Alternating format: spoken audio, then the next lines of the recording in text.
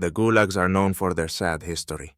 Today, some of the places where citizens of the Soviet Union were imprisoned are museum exhibits. Even being there as a museum visitor evokes contradictory feelings. It is as if the fear of the prisoners, their struggle for their lives, was absorbed into the walls, as well as the harsh conditions in which they were kept. Certainly, there were egregious criminals in the camps who deserved such conditions, and with their hard labor, they atoned for at least a small part of the deeds they had committed. But a considerable number of prisoners were held on political articles. A person was put in the camp for his thoughts, speeches, or actions. The stay of people in the gulags was covered with a lot of legends. Stories were told not only about the hard labor of prisoners, but also about the experiments that were carried out in the camps. Some stories have long since been declassified and disproved.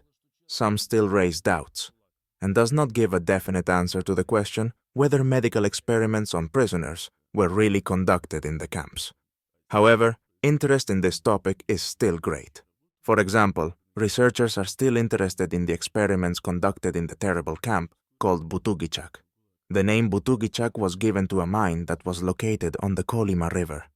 There the prisoners extracted radioactive uranium. At that they had practically no means of protection. But not only this is notorious for this gulag, but also for the finds that were discovered here. The terrible finds were sawed human skulls. In the times of perestroika, the popular version was that terrible medical experiments were carried out on the prisoners of this camp. Nowadays the mine is inactive. Its remains are more than 300 kilometers from Magadan. This name was not only the mine, but also the settlement.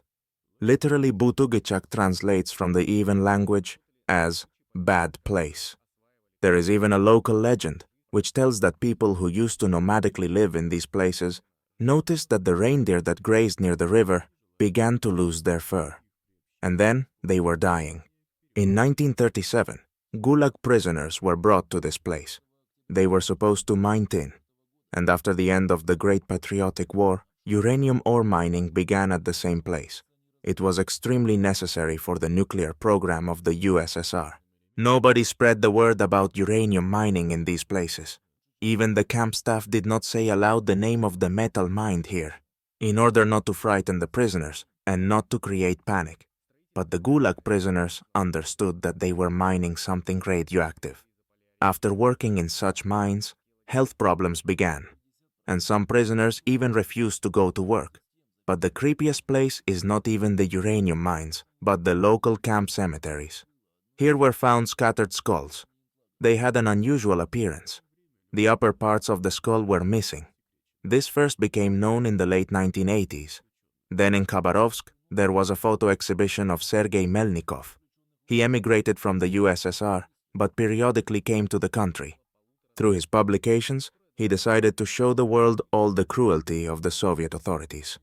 Thanks to the pictures presented at the exhibition, a hypothesis emerged that in the 40s of the 20th centuries, there was a special laboratory in the camp. Terrifying experiments were carried out on prisoners, including through surgical interventions. Allegedly, a professor worked nearby and conducted all such experiments. This version has its opponents, who argue that the Chekists did not need to go to the tundra to conduct their experiments. At least the laboratory could have been set up in Magadan, instead of dragging all the equipment to some wilderness. Besides, no remnants of the laboratory were found on Butugychak, although several expeditions conducted their researches on this territory. Therefore, some scientists conclude that the presented photos were a falsification. Others, however, say that the photos presented are true. The study of skulls was conducted by forensic expert from Khabarovsk, Valery Kuzmin. He concluded that the saws were made to study the anatomy of the skull and brain. The autopsies of the prisoners were carried out by doctors. One of the prisoners of the camp also talked about these experiments. However, there is no evidence that people were dissected while alive. It is not uncommon for people to have their skulls sawed open posthumously for research. However, such autopsies were generally not carried out in the camps. But Butugychak was a special camp. Several 100,000 people died here during the existence of the mine. Working with a hazardous substance generated a high mortality rate. Prisoners suffered from dystrophy, scurvy, hypertension, and other diseases. It is possible that pathologists dissected skulls to understand the effects of radioactive exposure. Although the ore in the mine was of a low hazard level, it still had an impact on people's health. Many showed signs of illnesses that are characteristic of nuclear exposure. Those who worked in the mines lost their hair, bled from the nose and ears, and later died. To this day, the mystery remains unsolved, and the story of the opening of the skulls at this point in time is half a legend. There are other versions about the experiments that were carried out in different gulags. One of them has to do with sleep deprivation. That is, when the human body does not have a natural need to sleep, or when it is specifically prevented from sleeping. The material that such experiments were conducted in the gulags was published in Western internet sources. The version told that in the 1940s, scientists from the USSR conducted research on political prisoners. They were kept awake for half a month using stimulant gas. The subjects were placed in special baro chambers with portholes for observation. Comfortable conditions were created for the prisoners.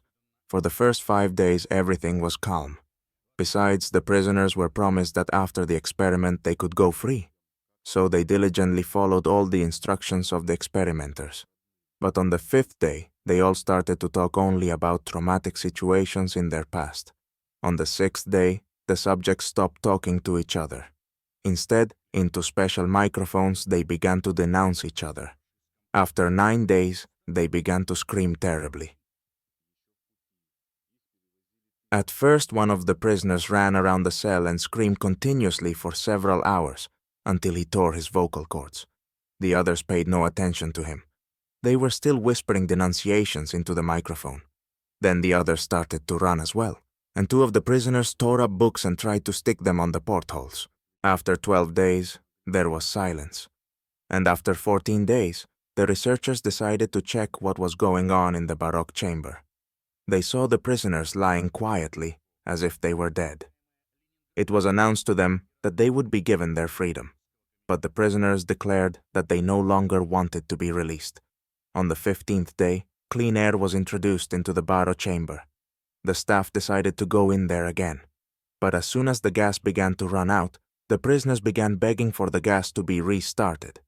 During this time, they inflicted terrible injuries on themselves.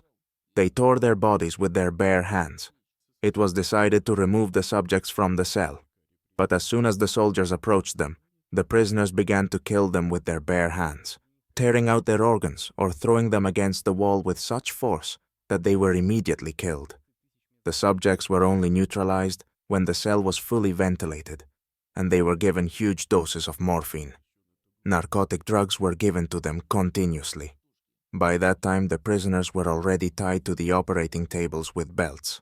If the flow of morphine into the veins slowed down, they would tear the straps. The actions were accompanied by wild laughter. The encephalogram showed results characteristic of a healthy person. After the experiment was over, all the prisoners involved in the experiment were liquidated, as well as the documents related to the experiment. Therefore, to date, there is no evidence that this research was conducted. No exact dates, no names of the subjects, no names of the scientists. All that is known is that deprivation was carried out in order to obtain the necessary testimony from the suspects. Still, such interrogations were very different from what is described in the story. However, it is documented that in the 30s and 40s, the NKVD had a secret laboratory where poisons were researched. Its staff conducted experiments on prisoners who had been sentenced to be shot. The effects of poisonous substances were tested on such prisoners. There were other reports that prisoners were deliberately forced to starve for long periods of time, not only to get the necessary testimony from them, but also to test the body's reaction to the prolonged absence of food.